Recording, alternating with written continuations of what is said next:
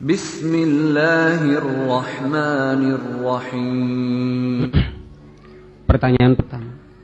Dalam rumah tangga, Ustadz, terkadang suami istri sering curhat tentang masalah sehari-hari, hubungan dengan tetangga dan lain-lain. Di dalam Al-Quran, bila tentang hal-hal yang tidak baik, tidak pernah disebut nama. Pertanyaannya adalah, apakah berdosa apabila dalam curhat atau menceritakan tentang orang lain kepada istri atau suami, kita menyebutkan nama? Apakah ini termasuk ghibah? Kemudian bagaimana sih curhat yang baik? Baik, tentang curhat di sini, teman-teman sekalian, pertama, curhat itu biasa. Meluangkan waktu untuk mendengar masalah itu biasa. Dalam hadis Nabi SAW itu dikisahkan seringkali beliau pulang mendengarkan curhat istrinya. Maka Anda bisa periksa di kitab-kitab hadis yang sahih, ketika Nabi pulang, kemudian pada saat itu sedang di rumahnya Sayyidah Aisyah radhiyallahu taala anha, Nabi pulang, pertama kali yang didapatkan oleh beliau ada curahan dari Sayyidah Aisyah. Ya, saya barusan begini, ada peristiwa begini. Apa yang dikerjakan oleh Nabi pada saat itu, Masya Allah, ini yang luar biasa. Nabi sedikit pun tidak memotong kalimatnya. Awas, ini fokus ya. Anda mengatakan saya kembali pada Quran, kembali pada Sunnah. Tadi kan baik-baik, ada pelajaran besar di rumah tangga. Suami datang, bapak-bapak, teman-teman kalau kerja berapa jam di luar? Masya Allah, 8 sampai 12 jam. Artinya Anda berpisah dengan istri, dengan anak-anak 8 sampai 12 jam. Kira-kira dalam 8 sampai 12 jam itu ada yang terjadi atau banyak yang terjadi? Banyak yang terjadi, baik Anda di kantor ataupun apa yang dialami istri di rumah.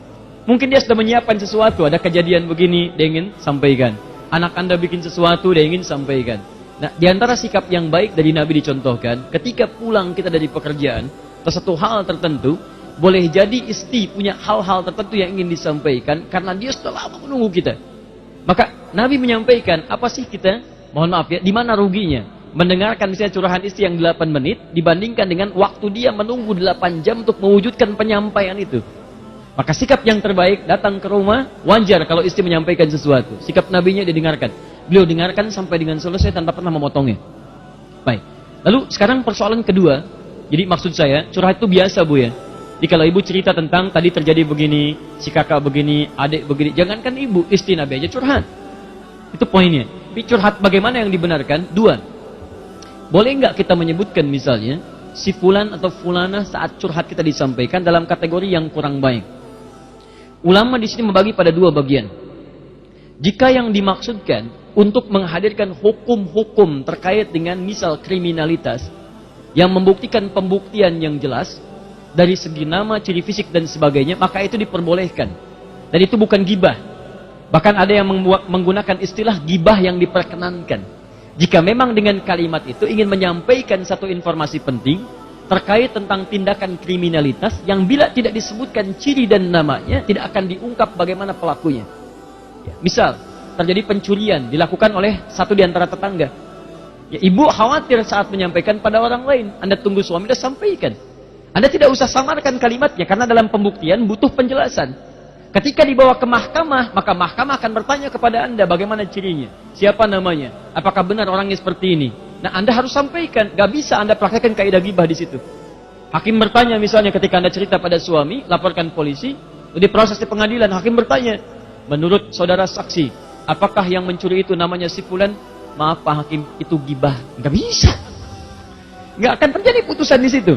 Maka silahkan, itu gak ada masalah. Pak, tadi terjadi peristiwa begini, tetangga kita si fulanah begini, bagaimana sebaiknya? Itu boleh. Itu boleh.